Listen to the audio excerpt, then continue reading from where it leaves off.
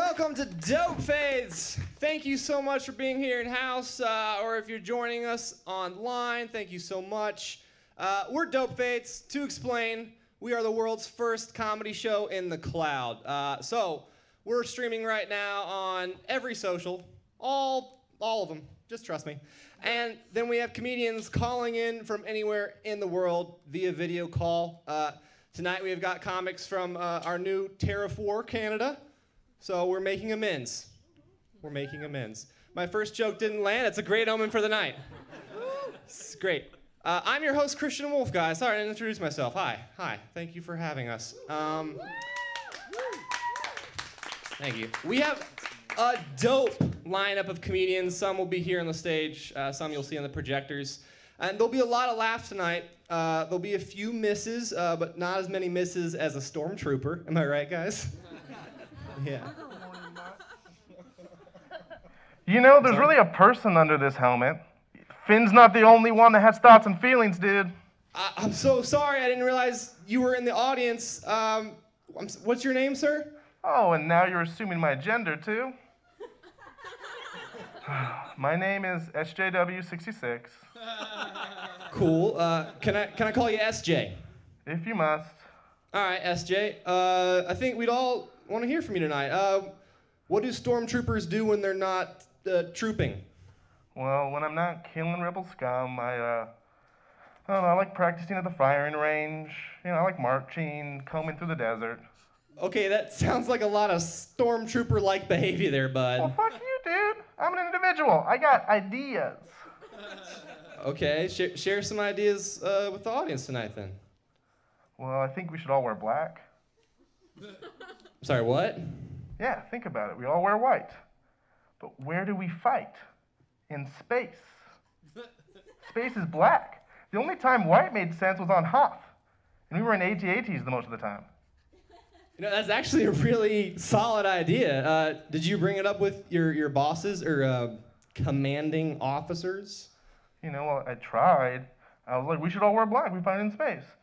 And then Kylo was like, well, I wear black. And if everybody wears black, then I'm not special. And then they all agree with him because he's a Sith. And then I come to this comedy show. It's like really cutting edge and cool because it's like comedians can Skype from anywhere. And I'm just like, I get respected at work and I come here. I get respected here and I'm just like, I'm so sorry. Guys, come on, give it up for SJW66. Thank you so much for sharing. I appreciate that. And don't worry, we will be sensitive to stormtroopers tonight. We have a great lineup of comedians, guys. Can you please give me a nice round of applause for our first comedian of the night? He's been on Gilda's Laugh Fest, and he hosts his own show in town called Arts and Crafts. Please give it up for Nick Skardarasy, everybody. Woo! Thank you so much. Thank you. Give it up for the Dope Fades crew. Woo! Yeah! Woo! Look at all this room. Thank you. Great beard. Thank you. Fun time. Also great beard. A lot of great beards in the crowd. Great hair. Great everything. Good looking audience.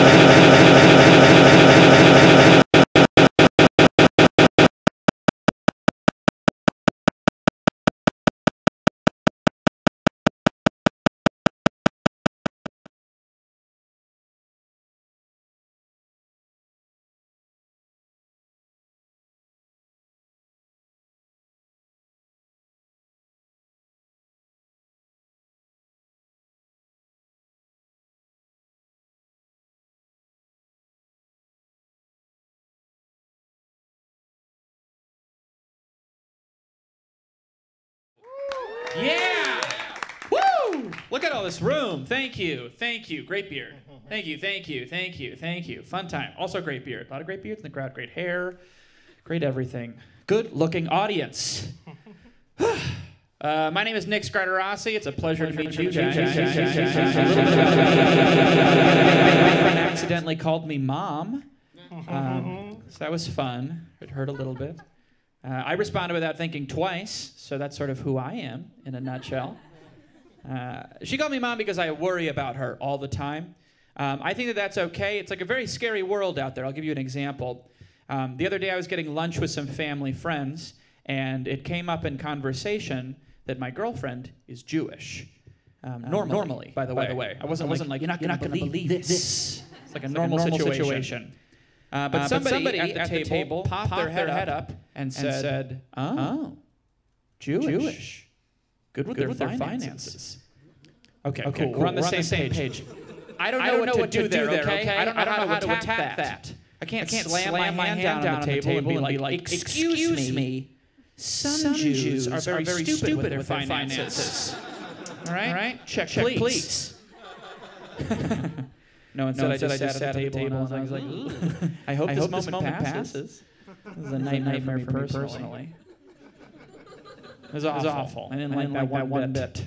That's tough when family, friends, and family do that sort of stuff. I'm an only child, so that's really hard. It's like I don't know who to turn to. I don't like saying that I'm an only child in conversation because there's always somebody that says, oh, that makes sense.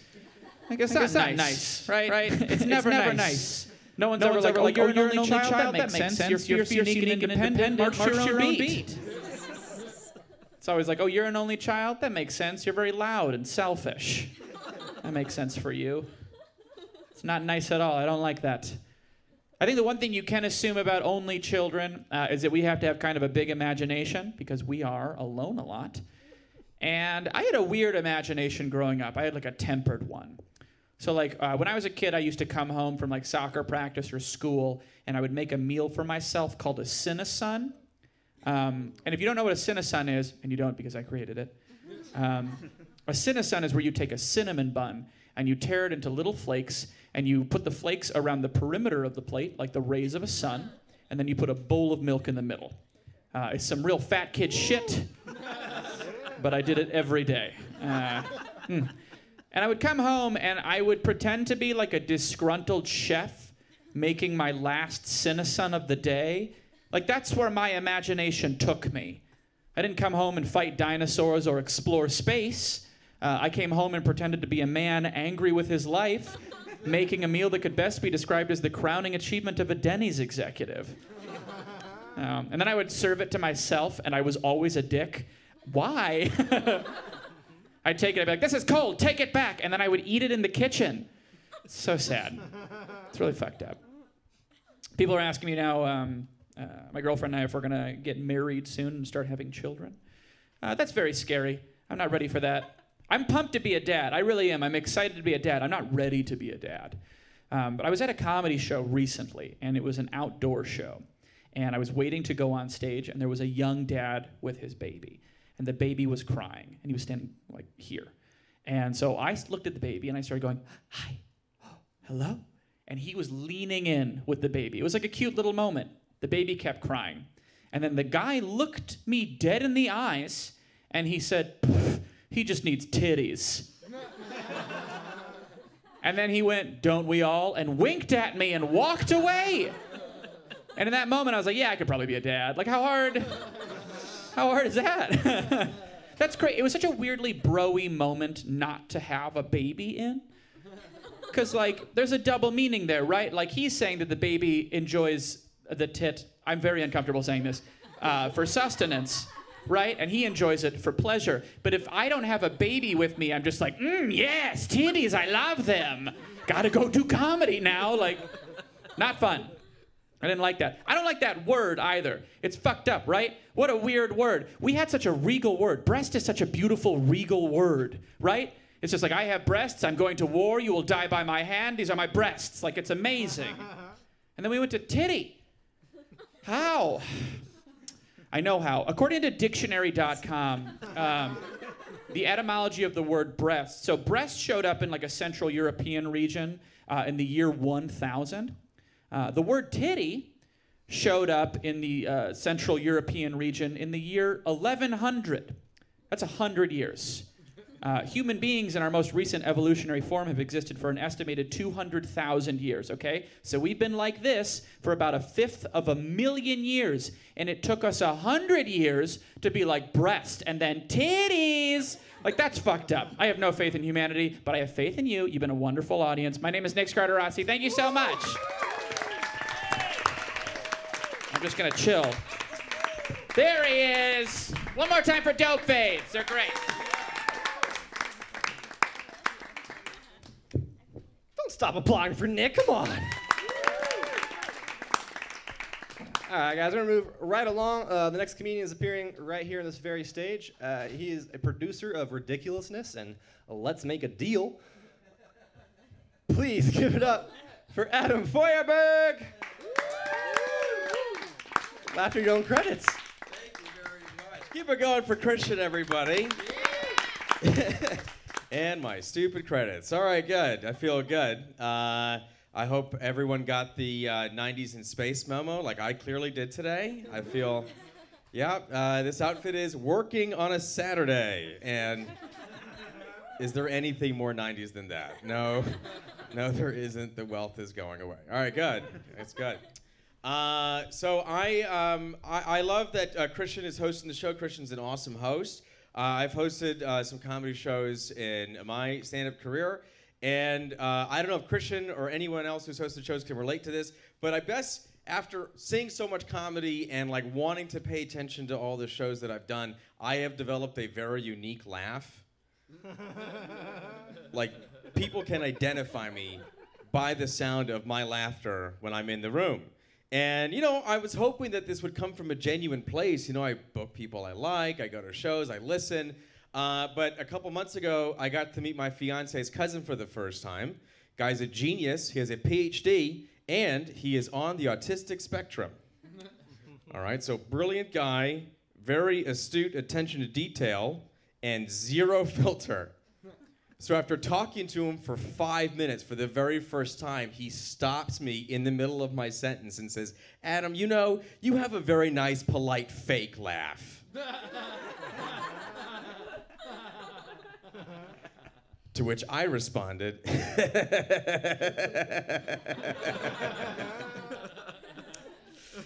am full of shit. All right, good. We have established that. Thank you very much, cousin-in-law to be. Thank you. I appreciate it. Operative word in that previous bit. I have a fiance. I'm engaged to get married, ladies and gentlemen. Can you believe that? Thank you. Thank you. I will never turn down the cheap applause that I blatantly asked for. Thank you. Thank you very much.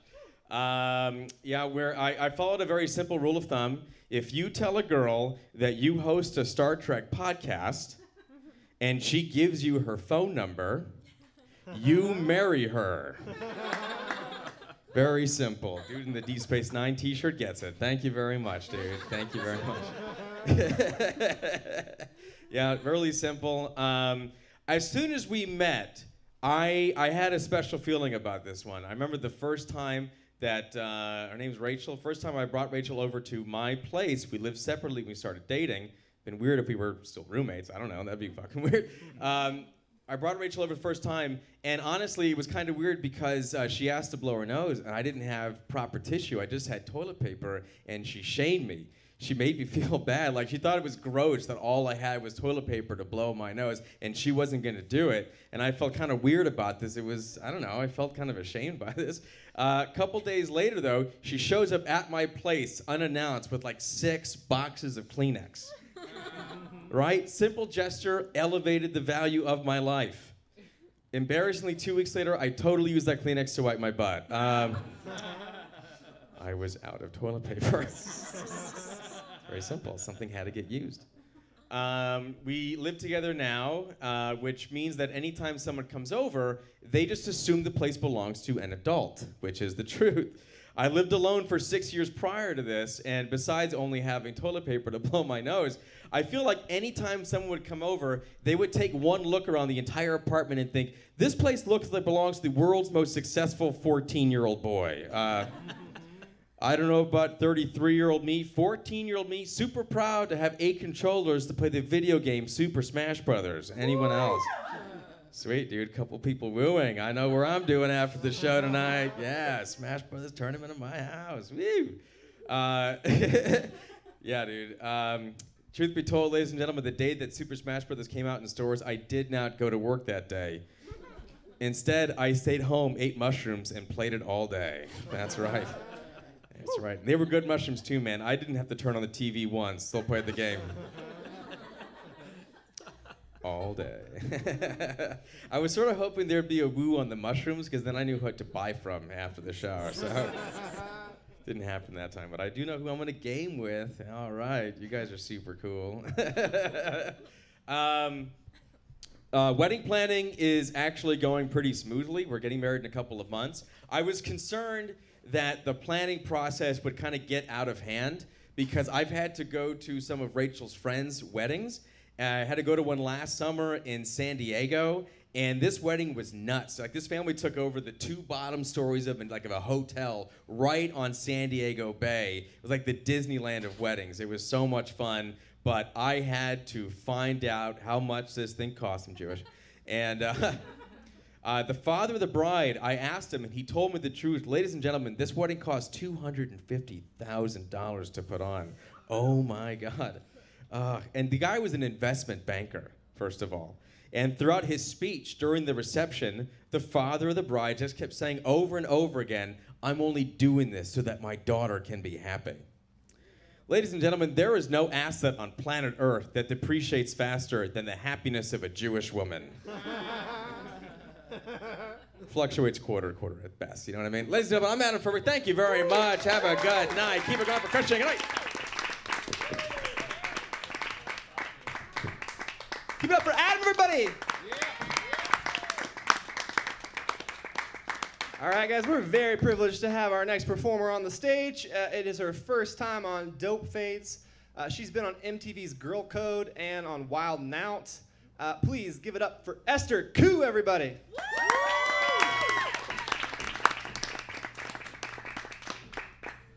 Hello. I hate it when people tell me their problems. Don't you hate that? I have a friend of mine, he's like, "I got a lazy eye." I'm like, "That's nothing. I got 2 lazy eyelids." My parents are crazy. They moved here from Korea to teach Americans about Jesus. But when they got here, Jesus was already here. He was in my Spanish class. Jesus Lopez, man. And he always copied off of me in Spanish class, because he knew how to hablar, but he ain't know how to escribir, you know what I'm saying? Yeah, I know Spanish. They call me Españolo. That's right. I love Mexicans, too. My boyfriend's Mexican. He's from Venezuela. And he shaved really weird. He shaved like a letter A. He got no shoulders. So I asked him to hold my purse, it just slipped right off. He also is the only Latino guy with no butt. It just goes back, back, back, ankle. And he's taking me all over the world. And he's always like, "We're in Budapest, let's make out." So we started making out again.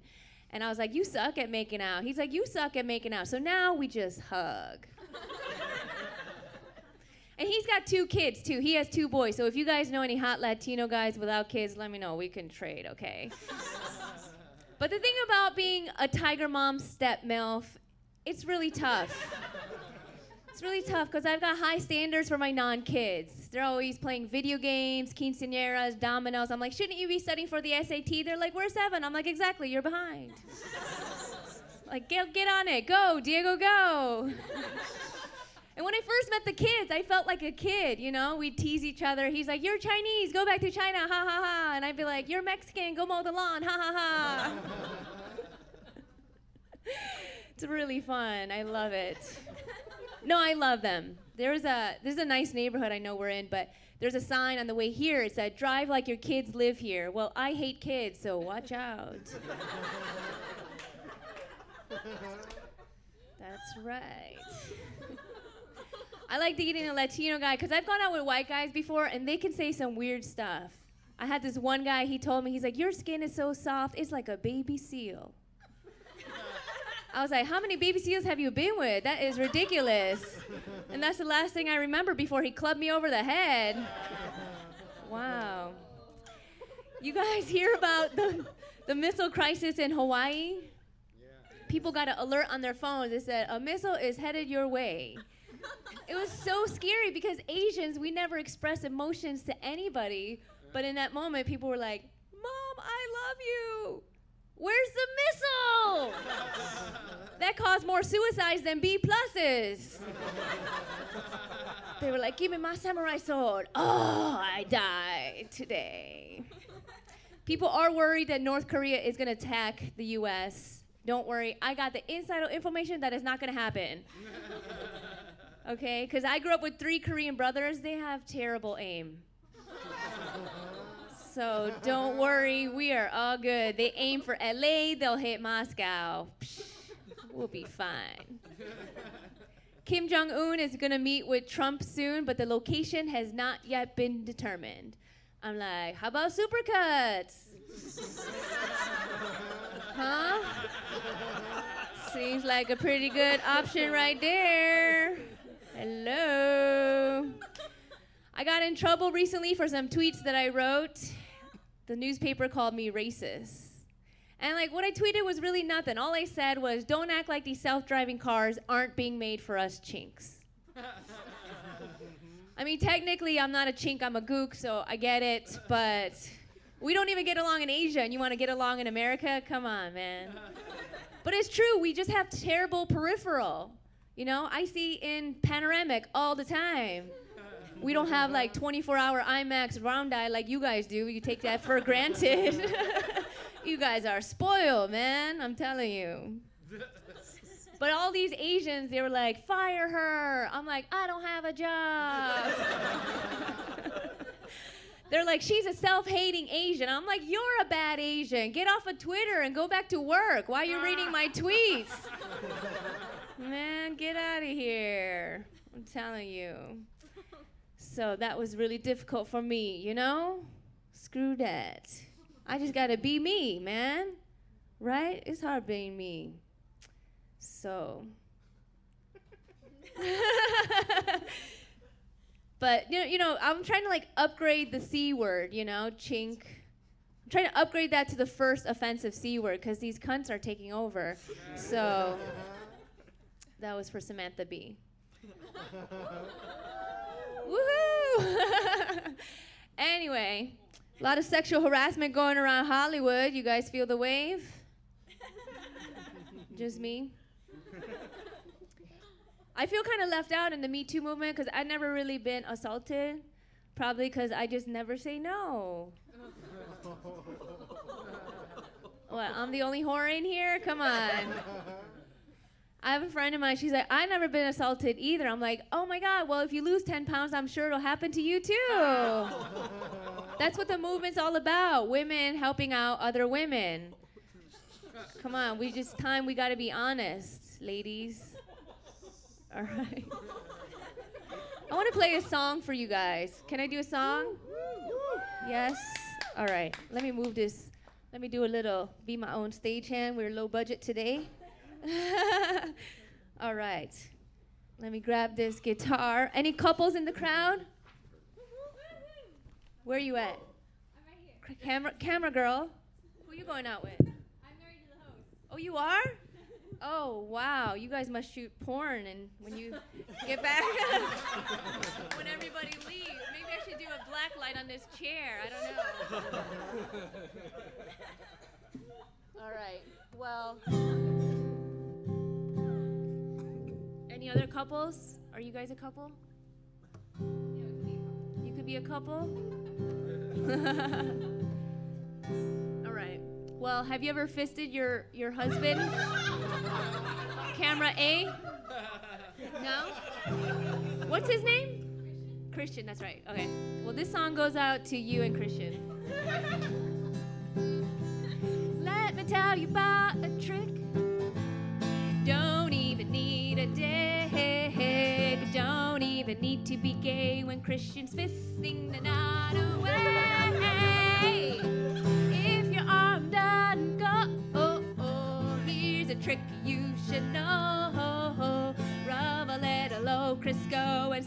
fisting the night away. Yeah, he's fisting, fisting. Everybody's feeling great. She's fisting, fisting. She's fisting the night away. Yeah, right before he goes to sleep, he always takes it elbow deep.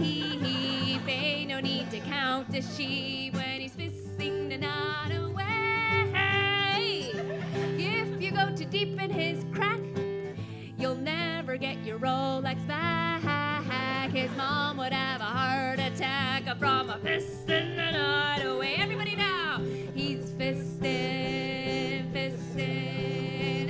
Everybody's feeling great. He's fisting, fisting. He's fisting the night away. Raise your fist in the air. Fisting, fisting.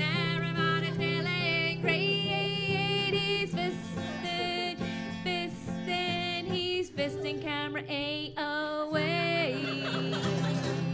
Thank you, guys. Fist bump your neighbor.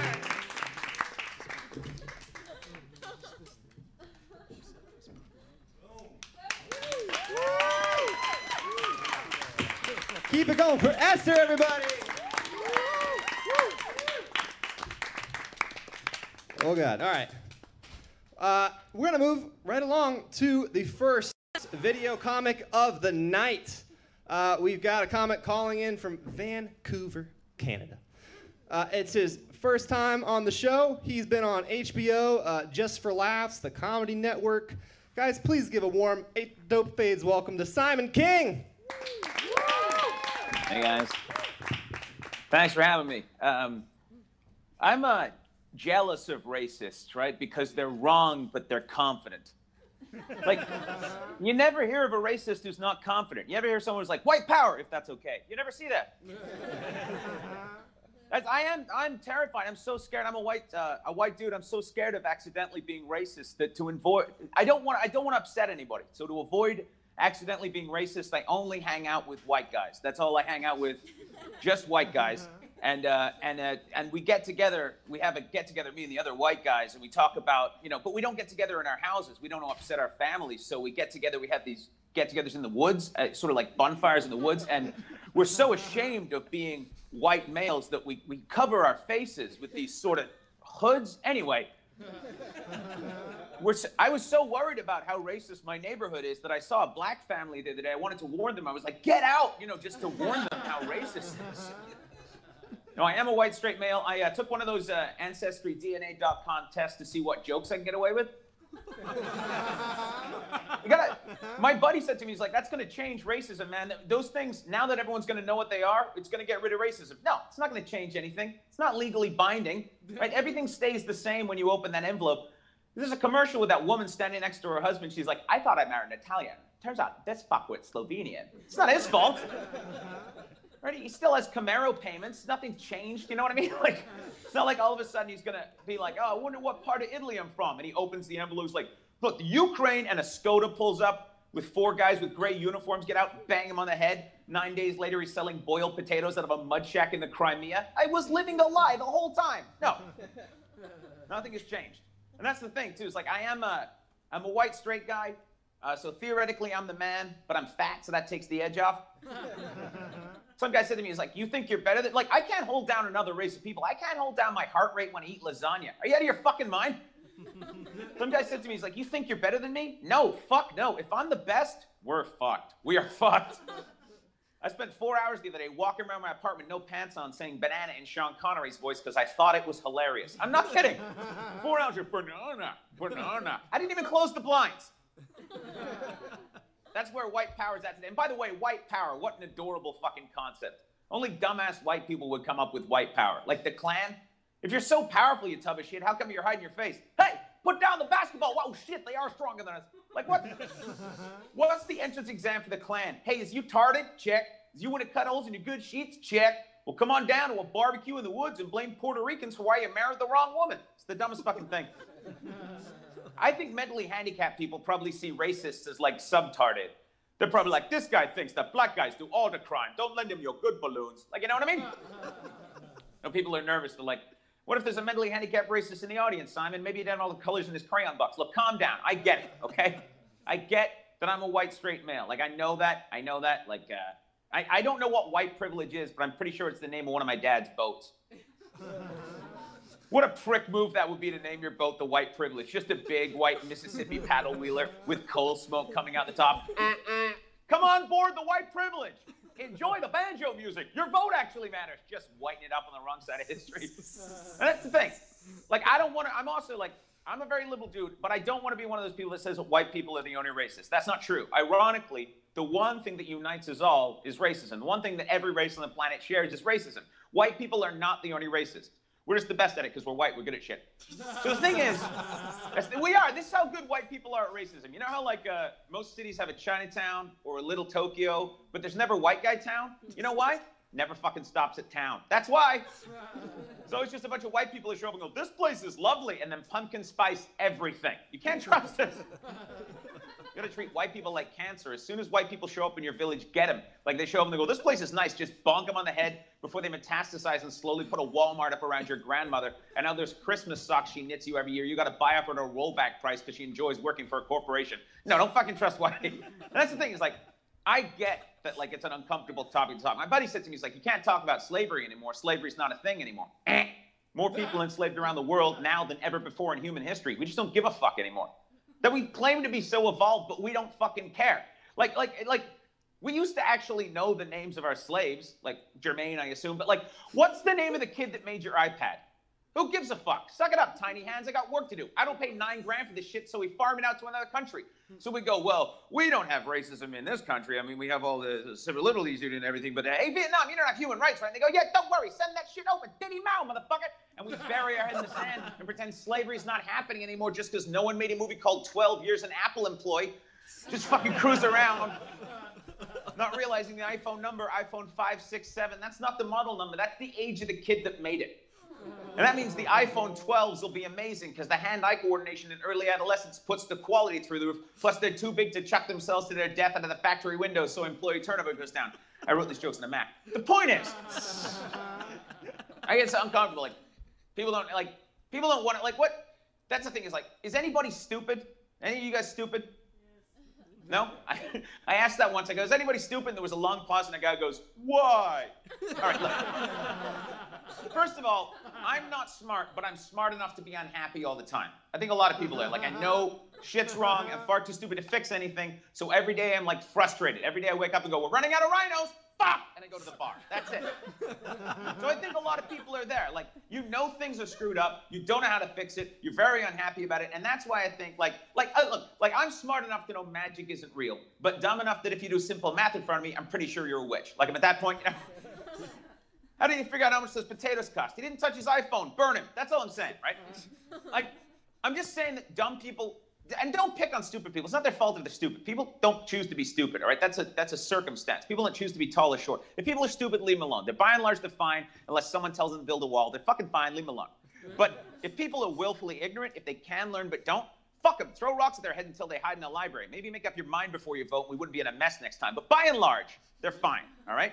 But they have something called dumb privilege. This is how lucky they are. This is what they're so dumb, they're happy. This is what dumb privilege is. If you're stupid and you want ice cream, you're like, I want ice cream. Ice cream's delicious. Woo!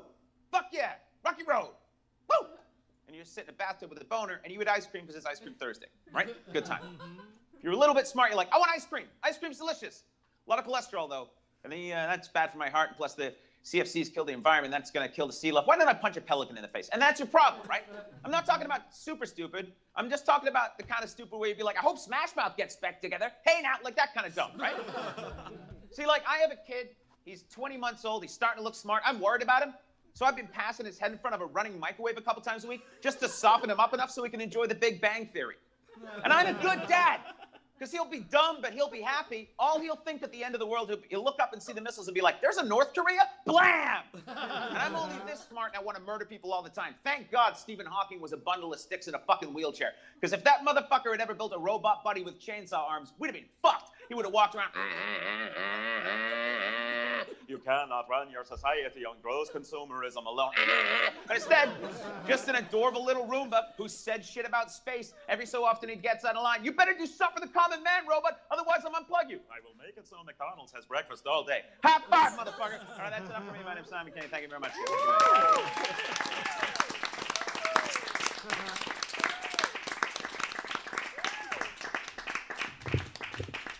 Make it so loud I can hear you in Vancouver. Come on. Damn, that was pretty good. Pretty good. Oh my goodness. Our next comedian, she's right here. She hosts the Diane and Ashley show, and she's an amazing comedian. Please give it up for DianneDurazo.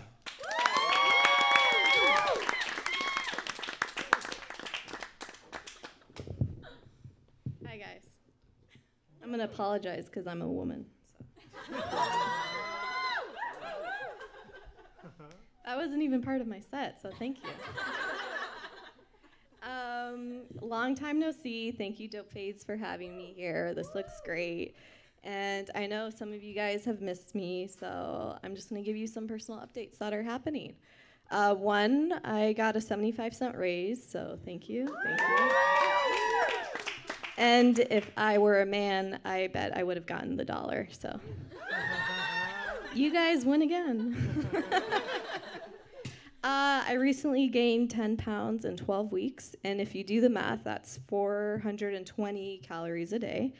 And that's because I go home and I get high and I eat leftovers in bed until I pass out. So I'm not planning on stopping that anytime soon. So in a month, you'll see me 4 pounds heavier. So I'm pretty excited about that. And finally, some of you might know or might not know, my father recently passed away from terminal cancer. You have to be louder, go. Oh, no, don't feel sorry for me, because one day your father will die, and it will be sooner rather than later, and you will be part of the Dead Dad Club, so I welcome you. But I'm making assumptions, because some of you guys might not have fathers, and I don't want to assume, but some of you guys might have abandonment issues, and I don't know what that feels like, so what I have to say to that is, bummer. Like.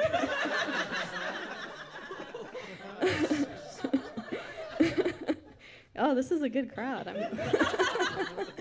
I didn't think I was going to get any laughs, so that means some of you guys do have abandonment issues.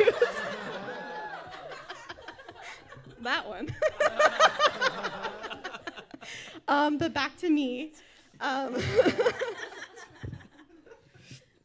Shoot, I forgot what the next line. Oh yeah, my father's dead. But I'm going to tell you a little bit about that grieving process. And because I'm a millennial atheist, I go online to look for all my answers. And primarily, I go on Reddit. So, like, I ask Reddit, like, how do you grieve? Like, what are the expectations of grieving? And what is this process like? And, like, it's really informative. A lot of people around the world are going through what I'm going through. But then at some point, I got sidetracked, and then I was like, ooh, I need validation. So then I went back on Reddit, and I was like, do guys like chubby chicks? And, like, the consensus is yes, but not fat chicks. And I was like, oh, okay, no, I get that. And then I went back on Reddit, and I was like, what's the difference between chubby and fat? And, of course, the trolls come out for that one, and they say, if you have to ask, you're fat. I was like, oh, okay, cool. And then I went down this really dark rabbit hole of like these like gone wild subreddits where women post online pictures of themselves naked for free.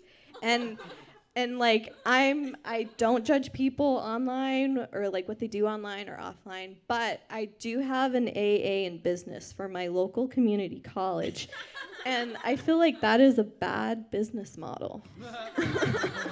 Like, my father always told me nothing's free, especially gas, ass, or what's the other one? Grass, yeah. We know who the pothead is in the crowd. And so I was like, okay, you know what? Everyone is on their own journey. Like, that's beautiful. But in all seriousness, like, I'm in grief counseling. I see a therapist. Thank you to my friend who recommended one. My PPO covers it, so, like, I don't pay anything. And because this is Los Angeles, it's art therapy. So, which is great, you know? Like, I learned about the process. I learned coping skills. Really, really interesting stuff that I think everyone should explore. But today, my second art therapy session, I was instructed to draw a portrait of my father. And so this is something really personal. I have 3 revisions. It was at 9 a.m. and I wasn't high, but I just want to show you what happens when you're grieving the loss of your father and what that might come up as. So can we show the first image? As you can see, my father had a really thick mustache. At first, I drew a really long chin. I was like, oh, that's not it. So then I cut it off. And so that's his double chin. Can we show the second image? No? 1 second. So that's the second image, and I was like, oh, this one looks really sad. But like a little bit more accurate, you know, like it's there. I think you guys can see the resemblance between me and him. And then can we show the third image? And so I don't know if you can see it, but this one's called El Hector. And so this, I think, is more symbolic. I think it has a little bit more significance. And I'm just really proud of it. So I think one day when you guys are grieving, maybe the tools I've given you, you guys can go through this. And maybe one day I'll see you gain 10 pounds in 12 weeks. Thank you. And I'd like to welcome your host, the next guest, Christian Wolf.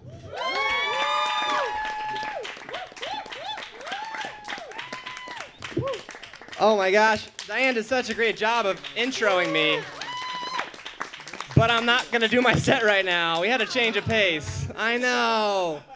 I got bumped for somebody cooler though, guys. Our next performer, she's calling in from New York City. She is a writer on The Daily Show, and she has an album on iTunes called The Important Thing Is That I'm Pretty. Please give it up for Kat Radley, everybody! Hello. Can everybody hear me? Yeah. Awesome. Clap if we have any online daters in the crowd. All right, you guys sound really sad. I've done all the online dating apps at this point in my life. I've done like Tinder, Bumble, Uber, like every single one. I had the most luck with that one, actually. Sometimes when like you're online dating, and you guys might know this, you'll be messaging with someone and you think it's going really well, and then they just fall off the face of the earth. So when this happens, what I do, I wait a week. I send them one more message that's like, hey, just want to get to know, like, see if you guys want to still get to know each other. And then if I still don't hear from them, I wait one more week and send one more really quick email that's like, I'll find you. Very effective. I think, so there are a lot of creeps out there. I think the worst message I ever got from a guy, the only thing the message said was, hey girl, I want to lick your butthole. But he spelled hole W-H-O-L-E. So I read it and I was like, all right. Maybe this guy does want to lick my butthole. He's a terrible speller. Or maybe he wants to lick my whole butt. And he's dyslexic. Or maybe he wants to lick my whole butthole. And he was really pressed for time that day. Like, none of these scenarios are deal breakers, though. I want to make that quite clear. Speaking of buttholes, though, my sister just had a baby, and it was really exciting because she didn't find out the gender of the baby beforehand. She also didn't find out who the father was, but it's cool because she didn't have one of those gender reveal parties. Have you guys heard of these Rocky Horror Pinterest shows? It's like you know, they'll cut the cake and it's blue inside and they're like, oh my God, it's a boy. Or I've seen them throw a ball, the dad hits it explodes into pink, and they're like, I guess she's not playing baseball. Like, I just think these are stupid because they put too much emphasis on gender. I don't think it should matter as long as the baby is happy and healthy and a boy, let's be honest. But my cousin actually had a gender reveal party. Clap if you've been to a gender reveal party. Anyone in the room been to one? Or like seen them online of like strangers you don't even know?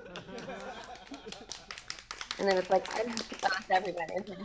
I don't know if that's like weird for them or for you. But my cousin had a party, a gender reveal party, and I didn't know she was having the party yet. And she invited my whole family on Facebook. So my dad was looking at the gender reveal party invitation on Facebook in the other room. I didn't know he was looking at it. And he called out to me. He was like, hey, Kat, it looks like your cousin Alicia is having a sex party. Do you want to go with me? And I was like, Dad, do you want to go with me? And we realized the mistake. Well, the mistake was Alicia's baby, not pregnancy, but we cleared up the confusion. And I learned an important lesson that day. I hate gender reveal parties so much, I would rather attend an orgy with my father than go to one. It's just a true story. I am a big drinker. Was anyone drinking there? I can't really see clearly if there's alcohol. I mean, it sounds like there is, but I love drinking, but I am trying to quit. I actually gave up drinking for 4 weeks just to prove to myself that I am a good driver. And I actually, it's like, I went to my cousin's gender reveal party, and it was weird because everyone there brought their own babies, yet there was a lot of drinking going on. And I was like, I feel like drunk people are not supposed to be holding babies. And I know this because I've been a drunk person holding a baby. Like, it was at a family reunion. So I ran into my cousin. My cousin was like, oh my gosh, like, I have to go to the bathroom, hold my baby. So I put down my Bud Light Lime and I take her baby, and she was like, wait, how many beers have you had? And I was like, 2. So she was like, okay. What she should have asked was, how many shots of vodka are in that Gatorade bottle in your purse? That number was way more relevant to her question. So I'm wasted, I'm holding her baby, and then the baby spits up on itself. And you know how there's people who have that thing where if they see someone throw up, it makes them throw up too? I don't have that. I puked on the baby because I was hammered. So I'm holding this baby. We're covered in each other's vomit. But to be fair, like, he started it. And so people start like showing concern. So I was like, okay, I need to like calm the situation down. So I just yelled out to everyone around me. I was like, you guys, it's fine. It's not my baby. That just makes matters worse. The baby gets taken away from me. I start crying. I'm like, I didn't even know its name. And they're like, you're the godmother. And so I learned another lesson that day. I'm ready to be a mom. Like, I think it's time. I have dated a lot of weirdos, and I know that like I'm probably not ready to have kids anytime soon. So I'm a firm believer in birth control. And I remember I was dating this guy, and we had the birth control talk, and I told him that I don't like taking the birth control pill, and he was like, oh, that's cool. You can just do one of those IED things. And I was like, IED? You mean IUD? And he was like, yeah, what's the difference? I was like, pretty big fucking difference. IUD is an intrauterine device. It goes into the cervix. IED, improvised explosive device used in roadside bombs. One of the two will blow up my vagina. And I told him that, and his response was, yeah, but they'll both keep you from getting pregnant. Touche. Blow it up. That same guy, so we were hanging out once, and I dated him for longer than a week, which is more than he deserved. We were hanging out, and I like stood up, and my cell phone was in my back pocket, and it fell out of my pocket, and it like clanged onto the ground. And he didn't see that it was my phone. He only heard it fall. So he asked me, he was like, did your IUD just fall out? I was like, did my IUD just fall out of my vagina, through my underwear, through my jeans, and clang onto the floor? That's what you're asking me. And I realized, like, this guy clearly does not know how vaginas work. I don't think he knows how pants work.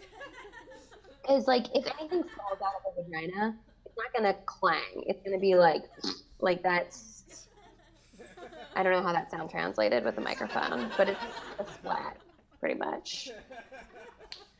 I don't know if you guys noticed, I was posting on Instagram and like using hashtags as you do. Did you guys know that you cannot use the hashtag porn? Like Instagram will not let you. Like I was posting family photos and I was like, why aren't you letting me do this? And so like if you go to do like hashtag porn, it'll like block you. And if you click on the hashtag, it just says no posts available yet. And I'm like, first, don't say yet, because that gives us hope. Like you're never gonna let us post these.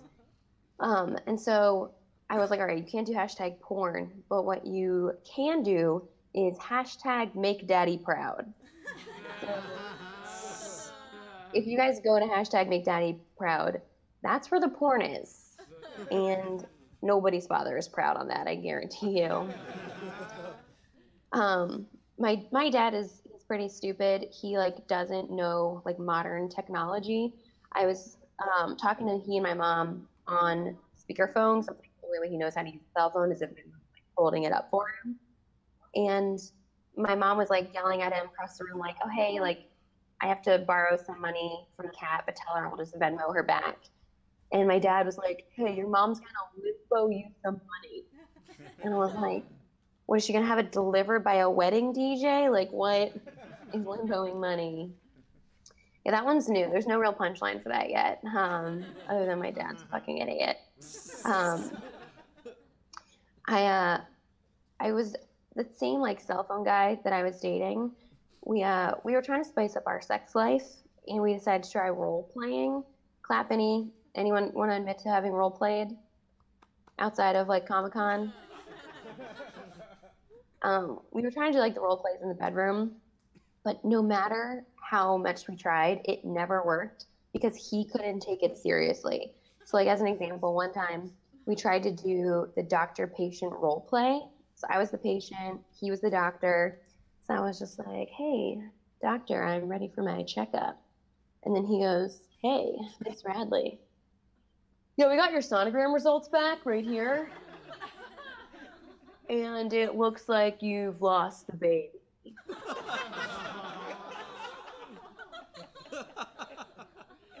Call me crazy, miscarriages just don't turn me on like they used to. Just listen to it for me.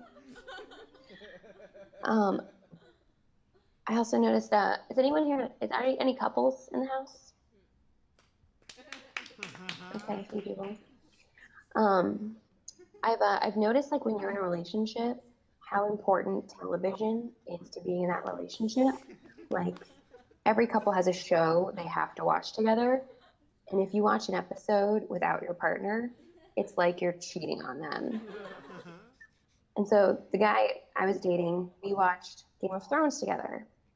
And I have to confess that I did cheat on him because I watched the newest episode of Game of Thrones without him while I was fucking a black guy. So He did not like that. I'll end with this. I am pretty bad with kids, actually. I was in a public restroom, and I thought I was alone, thought it was empty, and I heard this voice from the stall behind me. I was washing my hands, and the voice was like, "Hey, is anybody out there?" And I was like, "Yeah." And it was a kid, and the voice was like, "Hey, miss, can you wipe me?" It's no, right? The answer is no. Not what I said. I felt bad for the kid, so I leaned down next to the stall, and I was like, "Hey, kid, listen. I'm not going to wipe you, but I'll talk you through it." And I couldn't tell from the voice if it was a boy or a girl, and I didn't attend its gender reveal party, so I was like, "All right, kid, do you have a hoo-hoo or a wee-wee?" And just as I was inquiring into the child's genitalia, its mother walked into the bathroom. And that's why I'm no longer allowed at Red Lobster. That's it for me. Thanks, guys. You guys have been a lot of fun.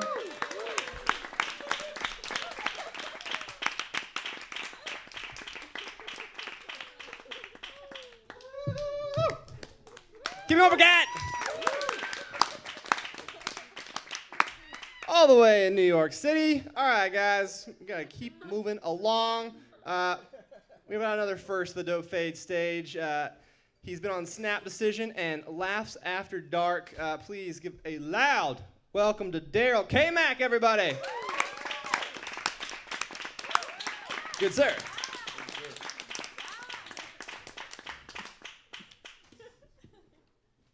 Let me get my product placement in right here.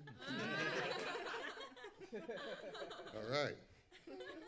Got to get those bills paid, y'all. Anyway, yeah, my name is Daryl Kamack.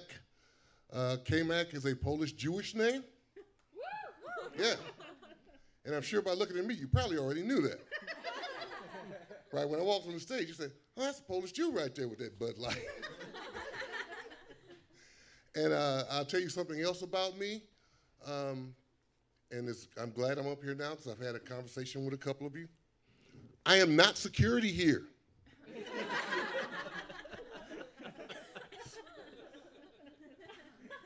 I'm not. You know, and the funny thing about it is not just here. If I'm in a public place and I'm standing near a door somewhere, I always think I'm security. Yeah, I can be standing there minding my own business and someone will come up to me and say, "Hey, man, is it okay if I go outside and come back in?"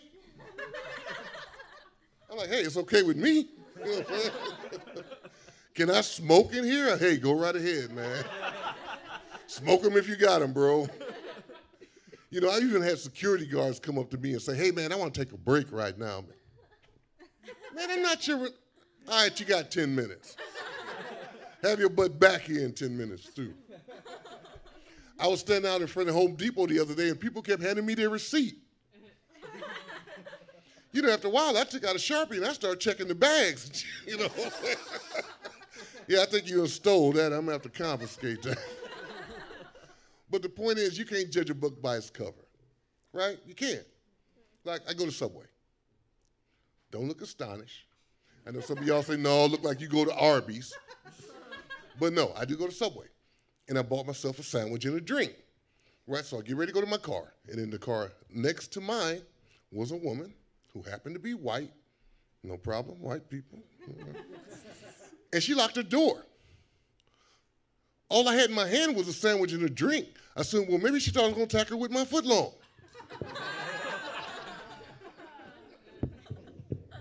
Yeah, it did have extra meat. You know what I'm saying? She, you know, was like, you know, how you go home, how you got all those condiments on in your hair and all that mayonnaise on your forehead? You know? Like I'm chasing after, "Come on, lady, now eat fresh, now eat fresh." But like I said, you can't judge a book by its cover. We got the vegans in the house? Good. That's excellent because I hate vegans. And probably because my wife is vegan now. And she thinks she's better than me. You know, there's something about vegans, they think they're more in touch with the earth and God's creatures and stuff like that. Hey, I love the earth, I love God's creatures. I just happen to like mine with grill marks. You know what I'm saying? Well done, right? And so she's always talking about the stuff that I eat, and she's eating these nuts and berries and, I don't know, hummus, I don't know, whatever that stuff is. You know, what is it? Somebody said hummus? Yeah, hummus. Somebody said hummus? Yeah, it looked like it should be in a baby's diaper instead of a plate. But so she's eating that stuff, right? But I tell you, I had a wake-up call. I really did. Scared the heck out of me. I had been eating so much processed food that when I went to take a shit, it came out in a can.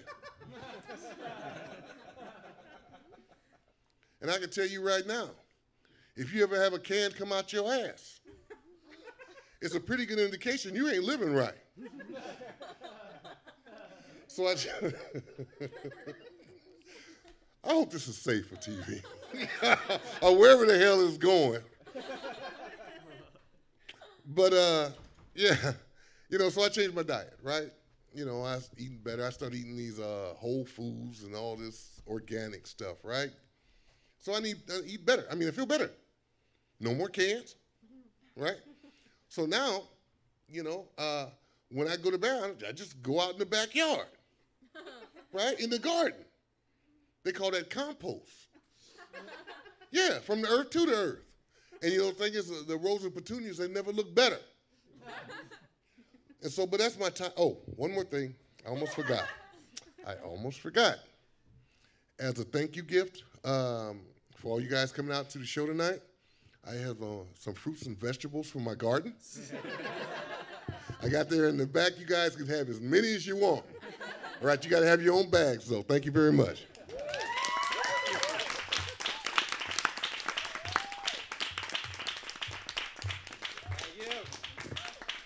Keep it going for Daryl!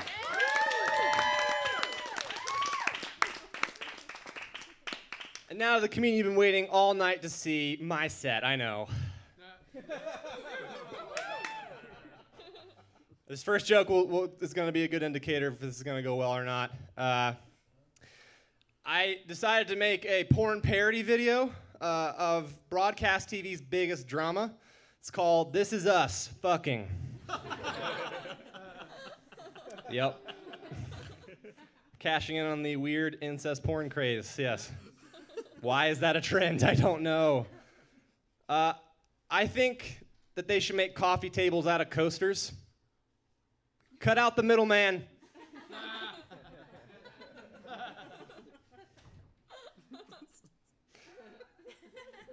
How? How do you throw away a dumpster? Bigger dumpster? I don't... No one knows. Do you guys remember when you were little and you thought that by the time you were big, you'd have things figured out? Right? No. No, I'm about as big as they come. I don't have my shit together at all. Just, nope. But I realized when I went back home to visit my parents that as an adult, I've been cursing more. You know, it's an adult freedom. It's something you get to do when you're not living at home. I realized this because my brother, he's autistic, and when I come home, he polices my language. I dropped a cookie. Tragic. Yeah. So I did what you're supposed to do. I went, fuck.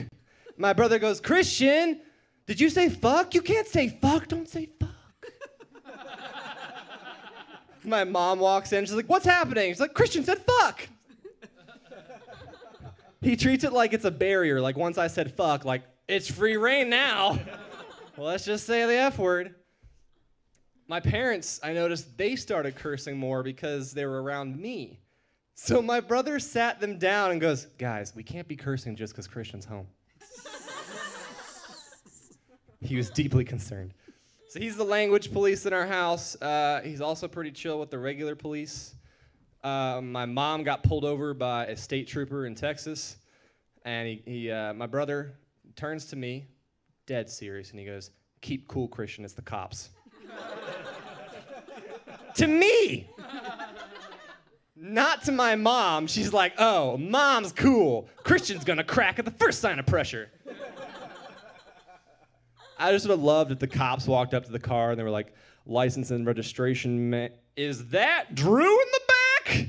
You keeping the peace in the streets, Drew? And then they did like an elaborate secret handshake. Knowing that my brother is autistic, sometimes it's just hard realizing that he will always be a better comedian than I am. Yep. He has no filter. He's naturally funny, and he takes things literally. For example, he took a biology test, and they said, name 3 insects. He said, I think I'll name them Gary, Joe, and Carl. He got the points. That is the correct answer to that question. He can also be more bold than I in like my comedy. My dad, he hadn't seen him in a few weeks. He'd been traveling, and my dad goes, hey, Drew, what do you think of the goatee? He'd been experimenting with some facial hair. My brother goes, well, it's your face. I can't say that shit to my dad. Drew gets away with it.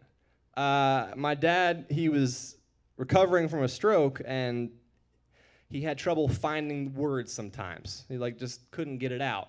So he tells Drew, he's like, yeah, I'm going to go to the hardware store today. I'm going to pick up the thing that I'm going to go to the hardware store. I'm going to get the thing. And he goes, wrench! Stroke's over, Dad.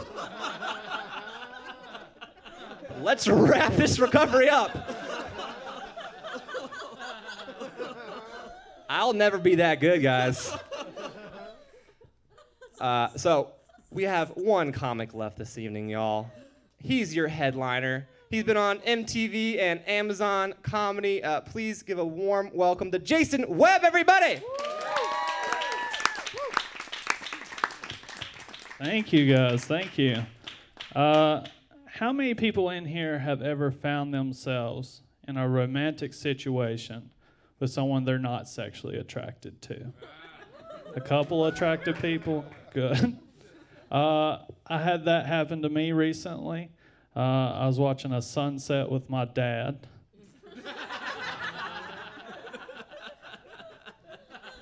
And he looks over at me.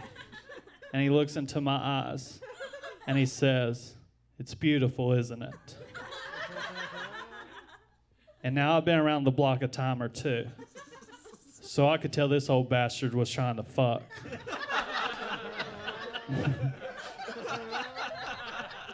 I just like starting my set off with a little incest humor. Feel like it eases you into my accent a little bit more. You're just like, oh, I'm on board. He fucks his dad. But my dad's like a really weird guy. He grows these very beautiful Confederate roses that he's very protective over. And if you don't know what a Confederate rose is, it's like a normal rose, except it hates black people. And he's very protective over these roses, and he goes out to check on them one night, and he notices that something has been eating his Confederate roses. And he deduces that was the neighbor's pet rabbits. So he took a shotgun and went and killed my neighbor's pet rabbits. And I'm terrified of my father. Because that's something a crazy person does. And I hate to tell him, but I'm the one that's been eating his Confederate roses. Started getting a hankering for him.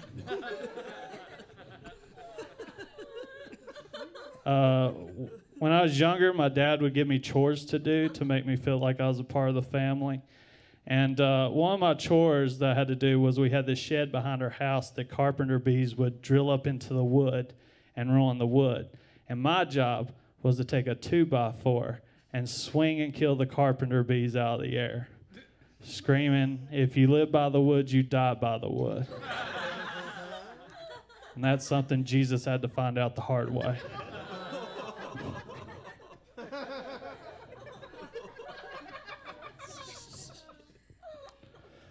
I don't do coke that often because it's not offered to me that often. So I didn't know that there was a secret question that if someone wanted to do coke with you, they would ask you. I didn't know that existed. And I was drunk downtown, and I go into the bathroom, and there's like this big, heavy-set guy in there. And he asked me the question. He said, do you have keys? And I said, yes, of course I have keys. I'm a grown adult. I own many things that need keys. And because I was drunk, I pulled them out to show them to him. And he took them from me. And he walked towards the stall. And he said, follow me. And I said, okay. One of two things is going to happen here. Either we're going to do coke, or he's going to make me suck his dick to get my keys back. And either way, I got my keys back. I don't really want to talk about it.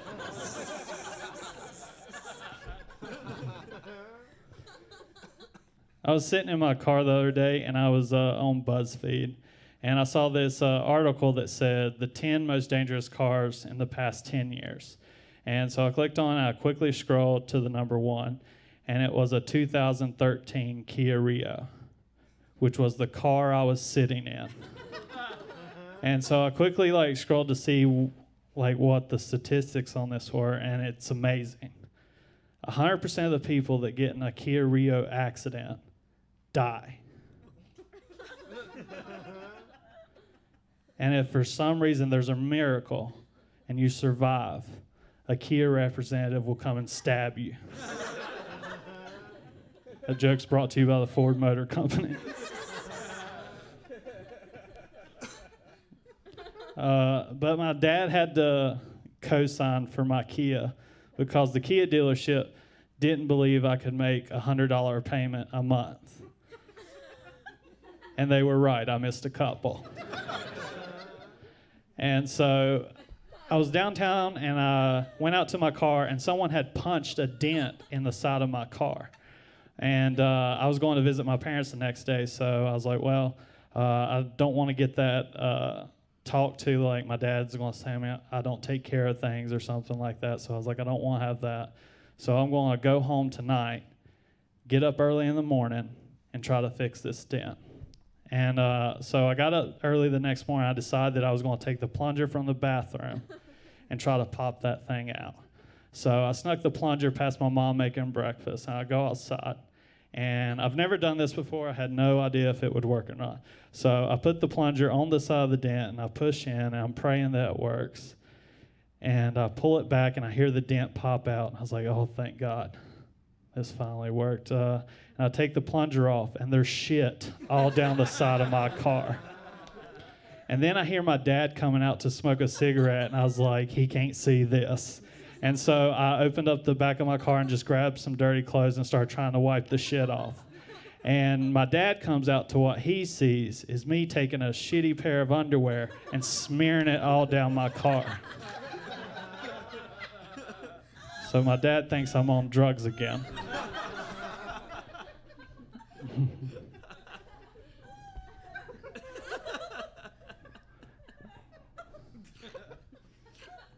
I used to play Russian roulette with my grandfather. Except we played with insulin.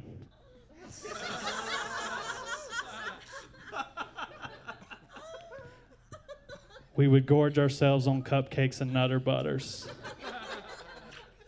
There's 6 needles. 1 filled with insulin. And 5 filled with Sierra Mist. We only played the once. I had this happen recently, and it's a story, so you're just gonna have to fucking deal with it, because you can't go anywhere. You're fucking locked in this studio. The doors are locked. I checked. I couldn't leave either. So I was home. My dad had a heart attack, and I had to go home for about a month to North Carolina.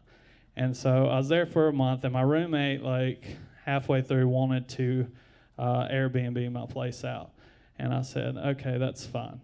And so he does that, and I don't hear from him. And he picks me up at the airport, and I had a red eye. I was really tired. And I just wanted to go home and go to bed. Like I wanted to change my sheets, put news on, and just go to bed. And so I got there, and he picked me up. And the first thing he said to me was, "Don't be alarmed, but I think you might have a situation to deal with when you get home." And I said, "Well, what's the situation?" He's like, "Well, all the locks are missing."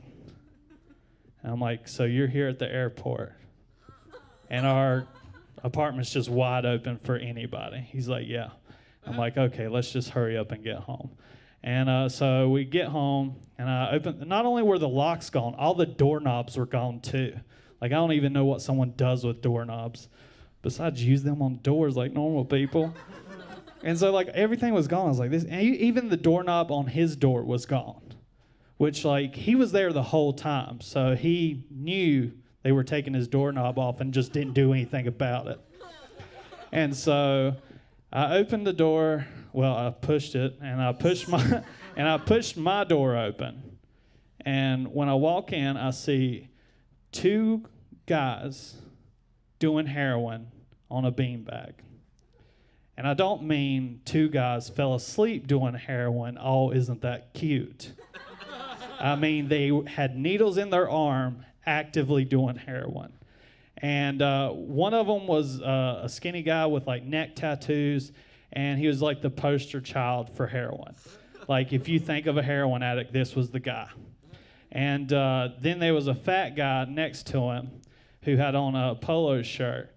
And he looked like he was peer pressured into the whole thing, to be honest. And he didn't know how to do heroin, so he kept missing. And so there's blood all over his arm. And what he thought was the nice thing to do was to take the blood and smear it on my wall. So there's blood all over my walls. And also, I don't own a beanbag. They brought that. They brought their own beanbag to do heroin on. And so I'm just trying to take in this one little thing that's like kind of ruining my life. And then a prostitute steps out of my walk-in closet. Now, I tell you I have a walk-in closet just so you know I'm doing well. And so the prostitute comes out, and the thing she says was like, "I thought checkout was at 12. And I looked at my watch, and it was 3:30. And I was like, okay. And then another prostitute was passed out in my bathroom. And then I saw something rummaging under my comforter. And I was like, I got to see what this is. We're already here. Pulled it over. There's a dog pissing on my bed. I was like, even the dog's not respecting my place. And so I'm super upset. So I called the police. The police have to come and escort them out because they weren't going to leave themselves. And I called Airbnb while that was happening. I was like, what am I covered or what? And they were like, you're covered up to $1 million. I was like, oh, thank God, because $1 million is just under the amount of emotional damage I have today. And so that, and then we like cleaned up my room. Like, I just threw everything out. I threw everything out. I was like, I got $1 million coming. I don't need printers. I don't need wireless. I don't need anything. Just chunk it. And so we threw everything I own out. And during the time later that day, I got like this little spot on my hand that I thought, well, maybe my adrenaline was running, and I got poked by a needle. And so I'm like kind of a hypochondriac, so I assumed that I, like any normal person, that I had AIDS. Like, I was 100% sure I had AIDS. How do I deal with this as a newly AIDS person? And during that time, a girl wanted to sleep with me, which happens like twice a year, like clockwork. And so I had to decide if I was going to tell her that I had AIDS. And it turns out I'm the type of person who keeps AIDS to myself. And I'm laying next to her, and I feel really bad. I'm like, we both have AIDS now. We'll probably see each other at the hospital. This is going to suck. And then she told me that she was Johnny Knoxville's ex-girlfriend. And I was like, well, oh, you already had it, so it's not really a big deal for you. I faked my death once on accident. I was drunk on cinnamon whiskey, and I got in a fight with my then girlfriend, and it wasn't going my way. So I decided that I was going to pretend to be asleep. And so I'm pretending to be asleep, and 15 minutes passes, and she notices I'm not yelling at her. So she begins to shake me, and I don't respond. She then begins to smack me, and I don't respond to that either. I don't respond to violence. Then she goes down to check my breathing. I don't know why. I held my breath. And that's when she began to cry and freak out. And I don't know if you've ever had a woman cry over you because she thought you were dead before. But that's the best goddamn feeling in the world. I think that's what love feels like. I don't know. And so I'm laying there, and she then dials 911. And I'm laying there thinking, how far do I let this go? And she's on the phone with the operator screaming, my boyfriend's dead, my boyfriend's dead. Please send help. And the operator's trying to calm her down. She's like, okay, have you checked his pulse yet? She said, no. She's like, I need you to go check that. So she comes over to me, puts 2 fingers on my throat, and the next thing I hear is, he doesn't have a pulse, which came as a surprise to me. And she's back on the phone with the operator, and the operator's like, all right, we're sending the paramedics. Do you know CPR? She said, yes, I do. She's like, I need you to perform CPR until the paramedics get there. And she said, okay, I will. And as the recipient of her CPR, I can assure you, she did not know CPR. And so the paramedics arrived, and they knew I wasn't dead, like right away. Like they're pretty good at their jobs. And so I'm just laying there, like, because they still have to check me out, doing my blood pressure and everything. So I'm just sitting there with everybody knowing that I'm a shitty person and that I don't deal with conflict very well. And so they do that, and then they leave. And that's when fight number 2 started. In fight number 1, she made some outrageous accusations about my character, which I didn't appreciate. And in fight number 2, I'm starting to come along to her side a little bit. You know what? Maybe I am a little dramatic. You're right.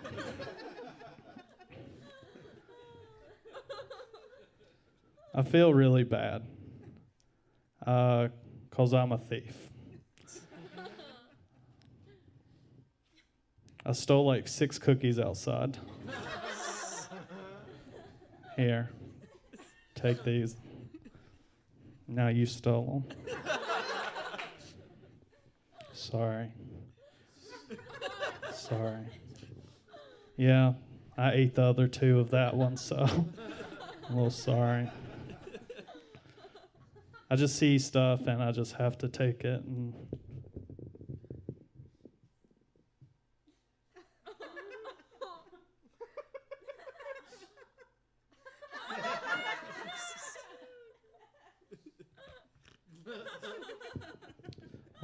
terribly sorry. Somehow that is probably stuck in my pack somewhere. There's more of those. I don't know where they are. I will find them and mail them back to you. All right, thank you.